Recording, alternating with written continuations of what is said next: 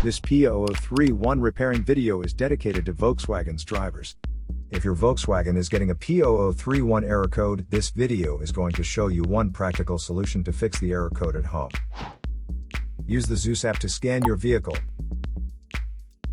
and see the error code P0031.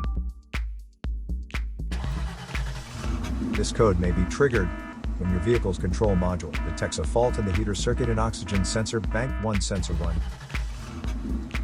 Here are one of the most practical solutions to fix Volkswagen's P0031 error code. Method A, the oxygen sensor. This oxygen sensor is located right before the catalytic converter. Bank 1 is on the side with the cylinder number 1. Sensor number 1 is usually the one in the exhaust manifold. Visually check the oxygen sensor's electrical connections, wire harness, and metal tabs for any damages. If damages are found, then replace the oxygen sensor. If there is no damage found on the oxygen sensor, you would need to take your car to consult professional mechanics. So here are one of the most practical solutions to fix Volkswagen's P0031 error code. After the repair, you can now use the Zeus app to clear the error code.